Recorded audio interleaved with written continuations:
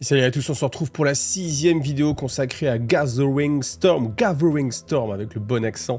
Donc, je vais pas refaire le récapitulatif, je vous invite à aller regarder les playlists pour savoir quelle est l'histoire, quel est le contexte dans lequel on va se situer. En tout cas, pour résumer très brièvement, Sainte Célestine a enfin fait son apparition. Elle est là pour sauver les défenseurs de l'humanité, apporter la justice de l'empereur.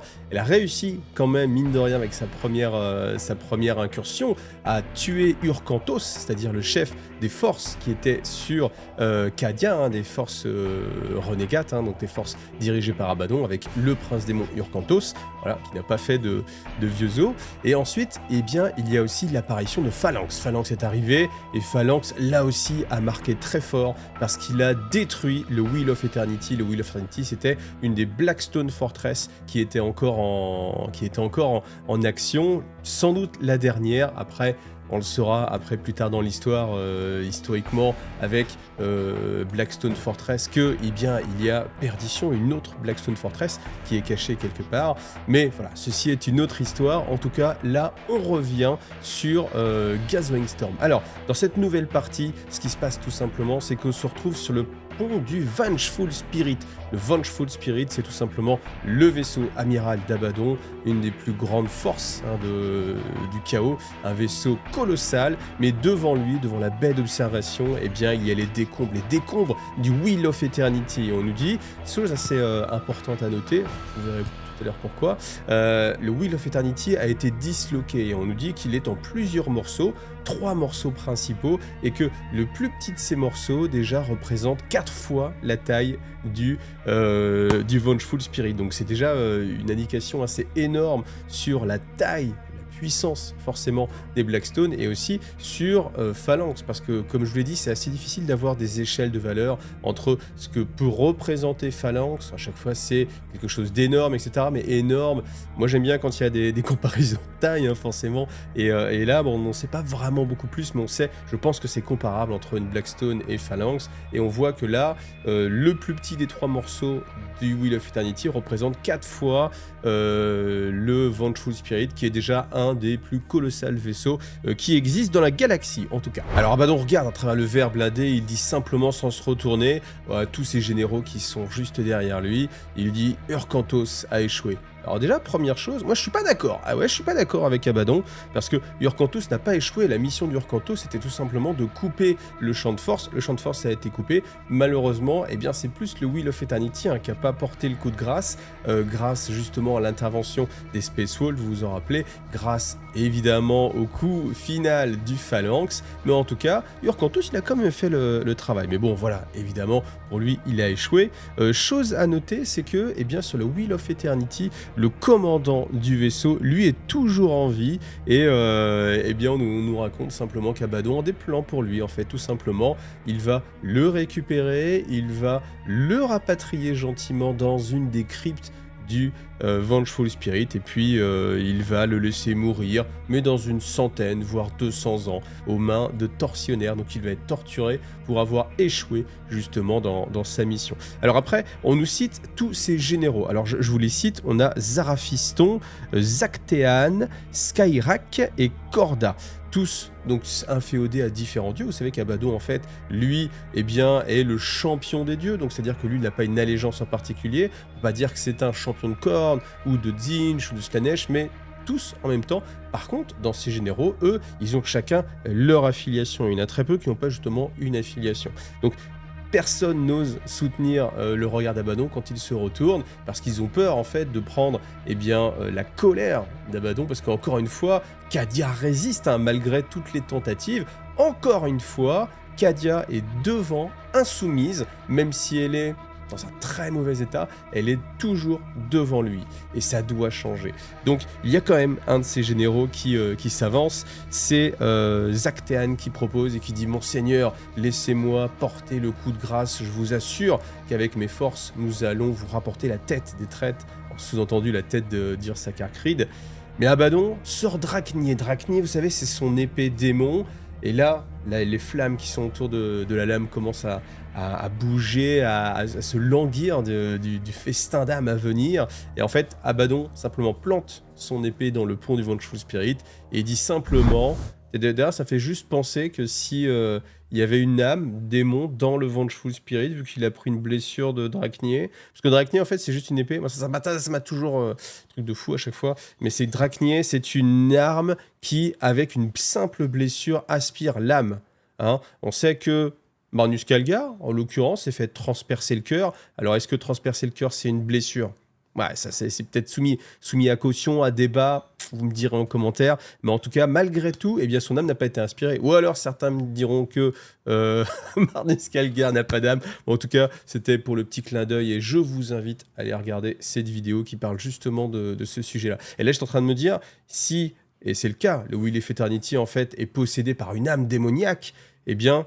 Finalement, en plantant la lame dans le sol, il fait une blessure au Vengeful Spirit et peut-être que l'âme du coup du Vengeful Spirit devrait être aspirée par Draknir. Bon, ok. Ce n'est que du lore. Ensuite, qu'est-ce qui se passe? Simplement, eh bien, Abaddon affirme « J'irai moi-même. Cela doit se terminer maintenant parce que j'en ai marre. » Il y en a marre tout simplement que depuis 10 000 ans, il essaye de conquérir Cadia et depuis 10 000 ans, Cadia s'oppose à sa réussite. Donc, il n'y a plus qu'une chose à faire, c'est d'y aller lui-même. Et en fait, il y a un de ces généraux qui est adepte de Tzeentch et donc a le pouvoir de lire un petit peu le futur.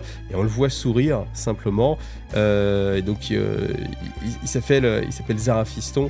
Il sourit et il lui dit « Et autrement, que se passera-t-il » Et Abaddon, bien sûr, le regarde avec un air noir.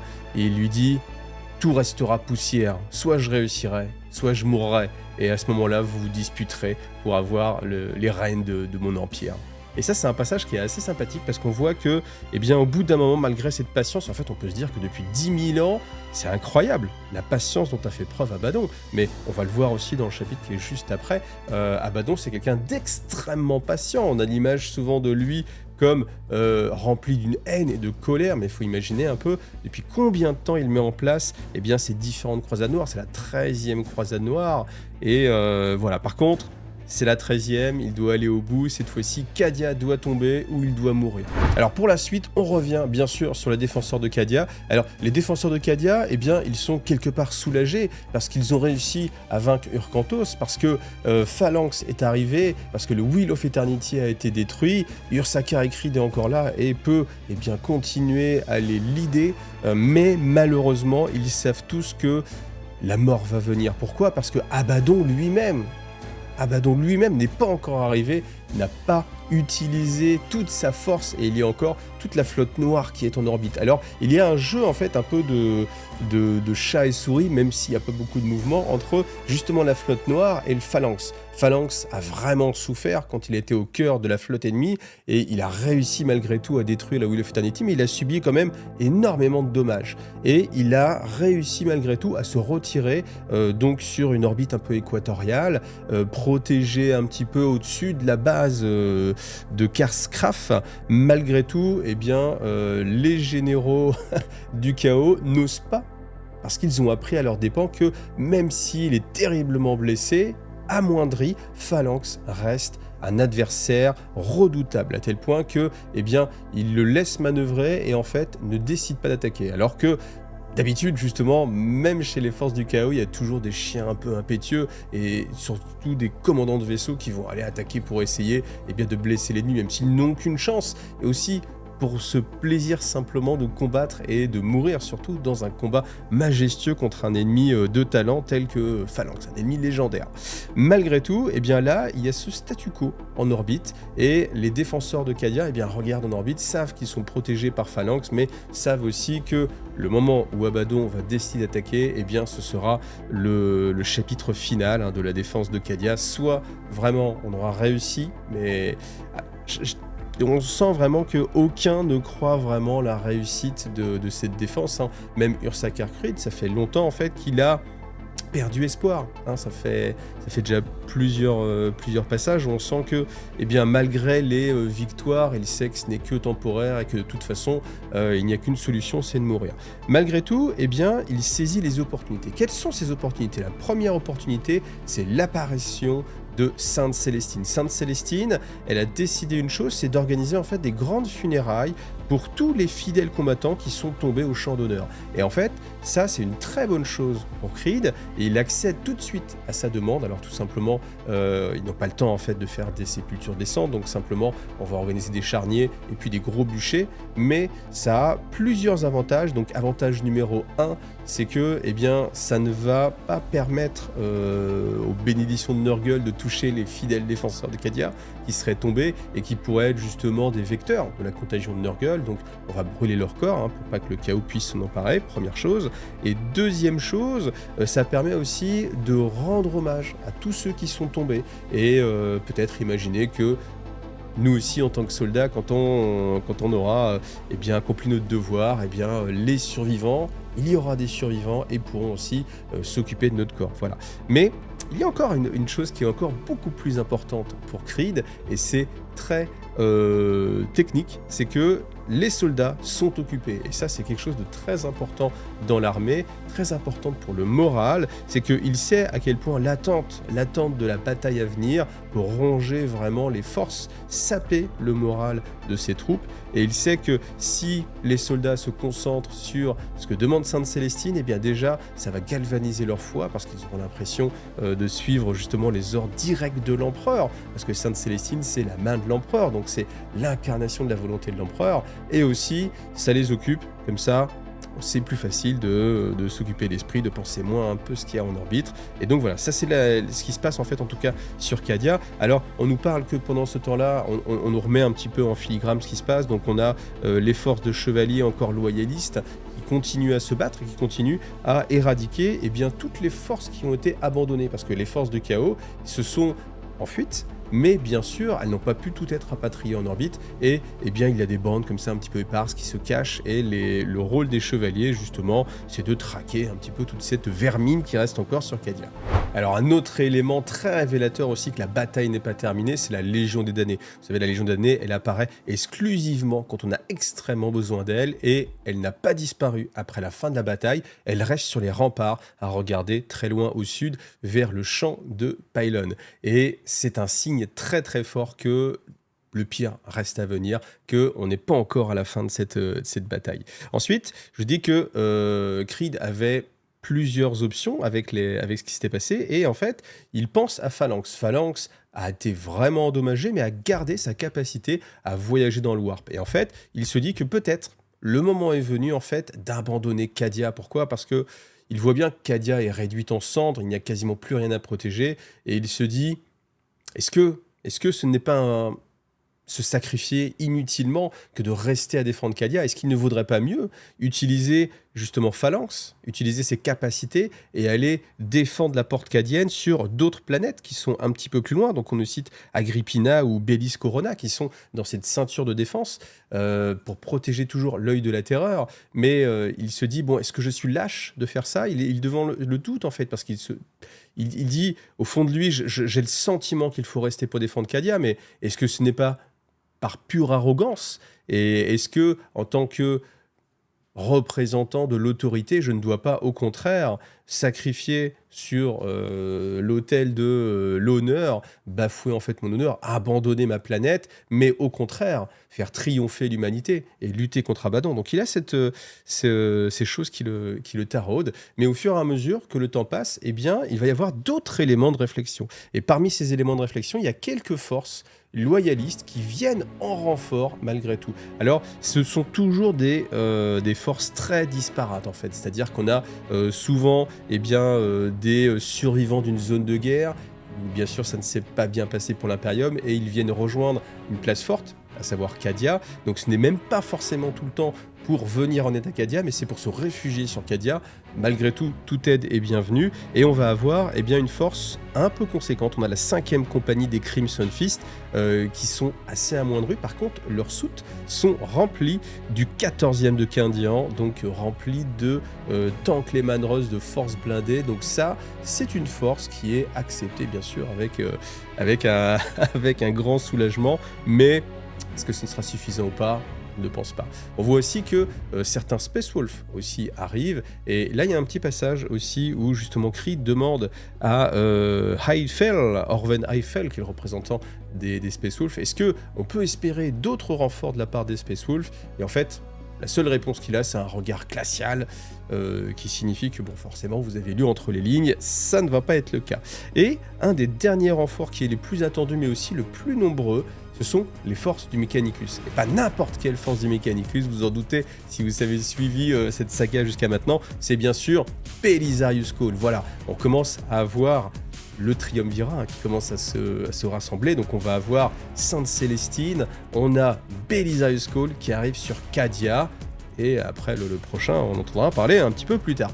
Mais en tout cas, vous avez l'arrivée de Belisarius sur Cadia. Alors, il arrive avec une force spatiale assez conséquente, et ses vaisseaux sont en très bon état parce qu'ils n'ont pas subi de dégâts, qu'il n'y a pas eu de combat spatial. Par contre, c'est ça qui est un petit peu dommage, c'est que bien sûr, quand les défenseurs de Cadia voient arriver ces vaisseaux-là, ils se disent formidable, toute une armada du Mechanicus. Le problème, c'est que toutes les forces combattantes à l'intérieur ont été la plupart décimées justement dans la lutte contre les orques. Et en fait, c'est simplement les vaisseaux qui sont intacts, mais à l'intérieur, il reste très peu de Skitarii, très peu de combattants, très peu de forces de sapeurs. Parce qu'en fait, Belisarius arrive avec aussi une révélation. Vous l'avez vu dans la vidéo d'avant. La révélation, c'est le plan d'Abaddon. Et en fait, bien évidemment, dès qu'il arrive, il demande audience avec les dirigeants de Cadia, évidemment Ursaka et Creed, et il leur explique aussi précisément que possible, en étayant le plus possible avec des faits, des preuves, quel est le plan d'Abaddon, quel est l'objectif d'Abaddon, pourquoi est-ce que toutes les croisades noires ont été lancées. Et en fait, c'est affreux parce que pour l'Imperium, les croisades noires ont toujours été des échecs. Abaddon a été toujours retenu il a toujours été défait en fait. Et au final, ils s'aperçoivent que tout ce qu'ils pensaient être des victoires ne sont en fait que des victoires stratégiques, mais pour Abaddon, pour les forces du chaos, parce que toutes les planètes qui ont été attaquées possédaient des pylônes, et tous ces pylônes ont été détruits. Et c'est bien sûr la stupeur, parce qu'ils se rendent compte que Cadia est peut-être la dernière planète, voire de la galaxie, qui possède encore des pylônes. En fait, ils n'ont pas moyen de le savoir, et toutes les planètes qui étaient recensées comme étant, contenant des pylônes, ont été attaquées par Abaddon, ont été détruites. Il ne reste plus que Cadia.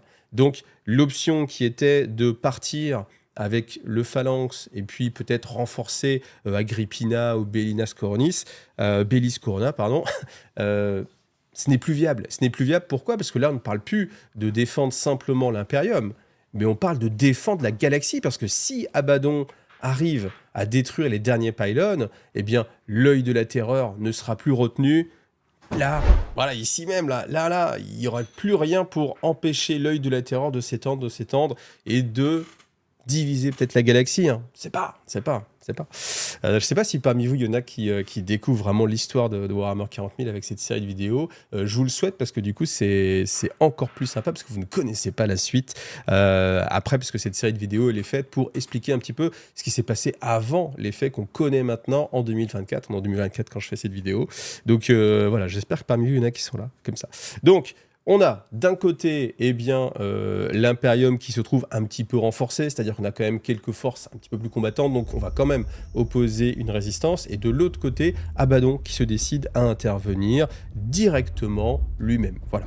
Dans les choses à noter aussi, c'est qu'on a Sainte Célestine qui a des visions. Depuis quelques temps, elle a pas mal de visions et elle voit en fait que tout est détruit autour d'elle, la galaxie est en flammes, mais il y a un individu familier, on n'en sait pas beaucoup plus, mais qui se dresse entre la destruction de la galaxie et ce destin-là, justement. Donc on ne sait pas qui c'est, on peut imaginer, on peut supputer qui cela peut-il être, mais voilà, en tout cas, avec ce qu'on a comme information là, on n'a aucune information. Alors, un petit passage de lore assez sympathique, c'est justement au sein de la force des Space Wolves. Donc la force des Space Wolves est très amenuie, très diminuée, et il y a en plus d'autres problèmes. En fait, tous les Space Marines l'ensemble de la Star Test, en fait, s'est rassemblé à l'exception des Space Wolves. Alors, ils sont tous rassemblés sous le commandement d'un Dark Angel, parce qu'il faut bien quand même qu'il y ait un leader, c'était le plus haut gradé,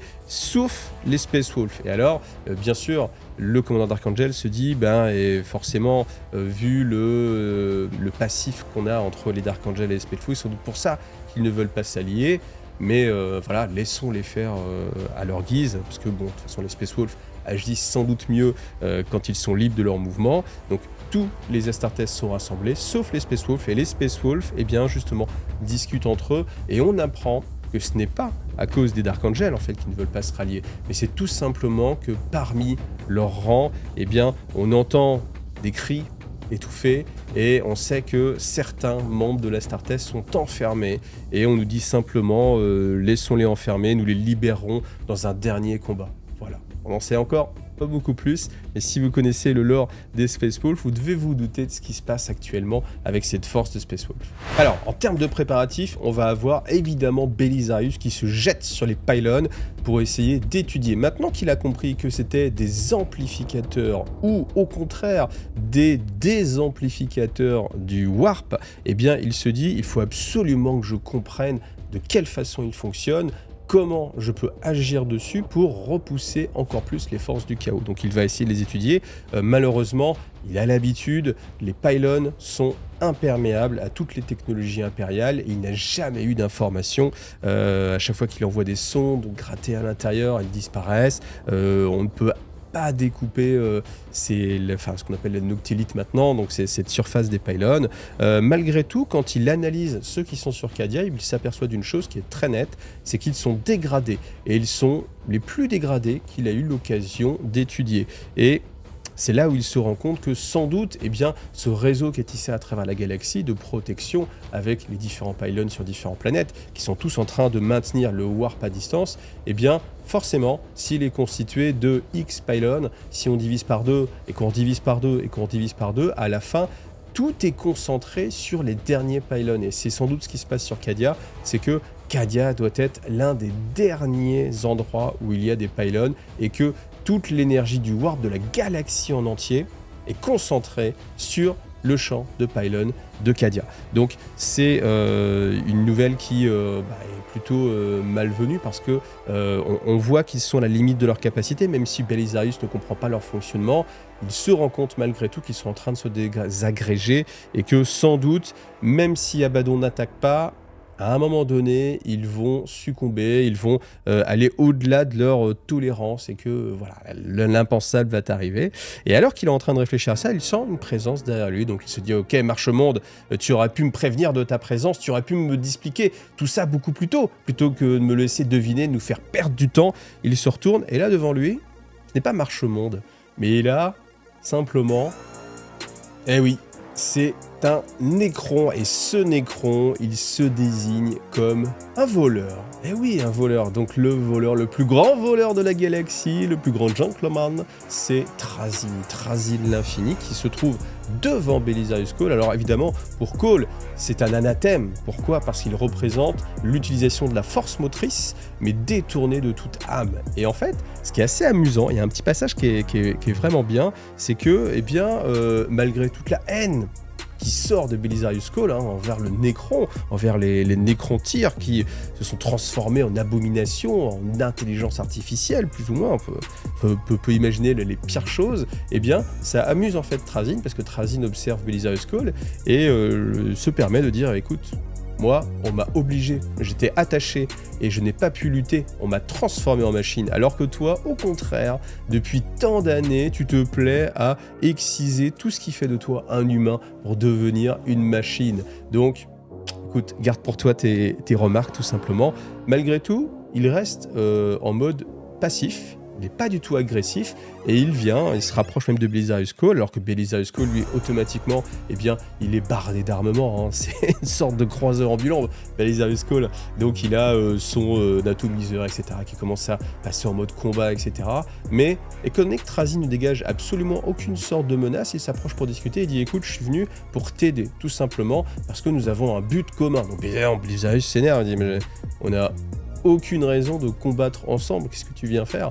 Et en fait, tout simplement, Trazyn lui explique, j'ai été là quand les pylônes ont été construits, donc je sais exactement à quoi ils servent et j'ai tout intérêt à ce que les forces du chaos justement n'envahissent pas cette galaxie, parce que cette galaxie nous appartient, nous les Nécrons qui sommes leurs seigneurs attitrés, et je ne veux pas que justement les forces du chaos apparaissent, il me faut protéger ce qui a été réalisé par mon peuple, donc je vais t'aider à comprendre les pylônes et à essayer de les protéger du mieux que l'on peut.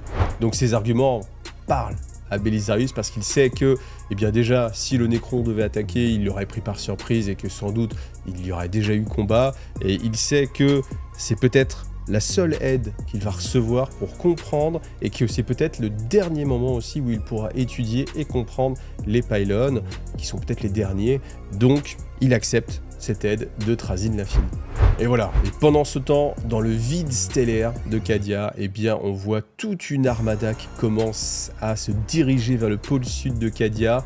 Abaddon lance son attaque, Abaddon va attaquer le champ des pylônes. Et voilà, on s'arrête là pour cette vidéo, j'espère que ça vous a plu. Moi je trouve ça vraiment très intéressant, encore une fois, Gathering Storm c'est mon passage préféré de toute l'histoire de Warhammer 40 000, ouais, de tout, c'est vraiment, parce qu'il y a une trame qui est très bien racontée, avec à chaque fois des interactions entre les personnages, cette manipulation qu'il peut y avoir à chaque fois sur certains personnages qui peuvent être emblématiques, je trouve que là les personnages, alors, ils ont un côté humain, en fait, humain par leur faiblesse. Moi, j'avoue que je ne suis pas très attiré quand on nous explique que l'Astartes, ce sont des surhommes qui n'ont aucune faille, en fait. Vous voyez, je trouve que ça manque un petit peu de saveur, en fait. Hein. Si je peux faire un petit parallèle, peut-être un petit peu comme du One Punch Man, mais un One Punch Man où le gars aurait l'air de lutter, mais au final, il gagne tout le temps, et tu te dis, ouais, bon, voilà, il n'y a pas trop d'enjeux, et puis il n'a pas trop de faiblesse. Voilà.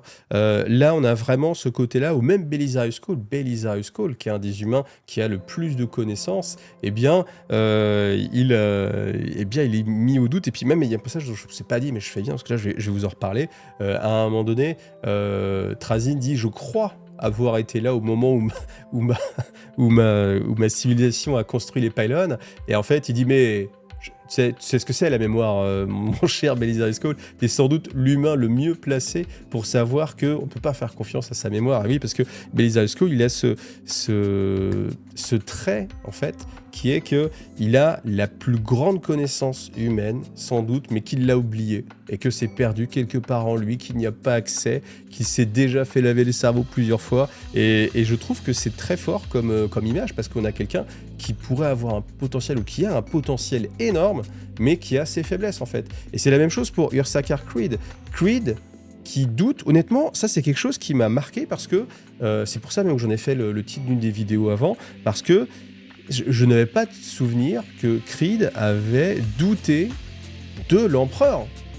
C'est assez fou, parce qu'on avait vraiment, et moi j'ai eu pendant des années, avant que Gathering Storm sorte, j'avais peut-être au moins 12 ans de... Ouais, même plus, peut-être 12-15 ans de pratique de 40K, et Creed, c'était l'image du plus résolu, d'un des plus résolus, en tant qu'humain, en tant que simple humain, dans la garde impériale, hein, avant que ça s'appelle l'Astra Militarum, la garde impériale, on avait Ursarkar Creed qui était la figure emblématique, et là, le fait qu'il doute, pour moi, c'est quelque chose de très très fort. Pareil, Sainte Célestine. Alors, Sainte Célestine, elle a toujours eu cette part un petit peu de faiblesse, mais là, elle est vraiment exacerbée. Phalanx, c'est pareil, c'est le paroxysme. La station, elle est quasiment détruite. Elle reste là, mais elle est détruite. Et en fait, on a tous les personnages qui ne sont pas des héros surpuissants, même les Space Wolves, ils ont aussi leurs petites difficultés. Le Dark Angel, aussi ses difficultés, même le Black Templar, il avait aussi ses difficultés et il se remettait en doute. Et en fait, c'est ça qui est très très puissant, je trouve, dans Gathering Storm, c'est que les plus grands héros se remettent en cause et doutent. Et c'est ce qui les rend les choses humaines, et c'est ce qui, pour moi, les rend attachants. C'est pour ça que j'aime vraiment, en fait, toute cette série. Voilà. Donc, Je vous donne rendez-vous la semaine prochaine, comme d'habitude, tous les jeudis. Vous aurez la vidéo plus tôt si vous me suivez sur Tipeee. Merci à tous ceux qui me suivent sur Tipeee, parce que c'est grâce à vous que je peux continuer à faire mon travail sur cette chaîne et sur l'autre. Vous savez que j'ai 2 chaînes. Donc, pour le lore, vous avez Wargame Lore Iggy TV. Et puis, si vous aimez le jeu, le multijeu, vous avez Iggy TV tout court. Voilà. En tout cas, merci vraiment beaucoup à vous qui me soutenez. Et puis, si vous êtes intéressé par des achats de figurines, n'oubliez pas de passer par MyHobbyPlace. C'est aussi une façon qui me soutient directement. Donc, vous avez une remise de 20% sur tout ce que vous achetez. Donc, ça, c'est super cool. Et puis, vous avez aussi des romans. Si vous aimez le lore, vous avez aussi les romans. Alors, c'est pas 20% parce que ce n'est pas légal. Mais en tout cas, vous avez quand même une petite remise. Et puis, toujours, il y a une partie en fait de ces achats qui sont redonnés à tous les youtubeurs qui sont partenaires. Donc, ça, c'est très très bon pour qu'on puisse continuer à vous faire rêver en vidéo. Je l'espère. En tout cas, merci à vous. Pensez à liker, vous abonner comme d'habitude. Et on se retrouve pour Gathering Storm très bientôt. Salut à tous.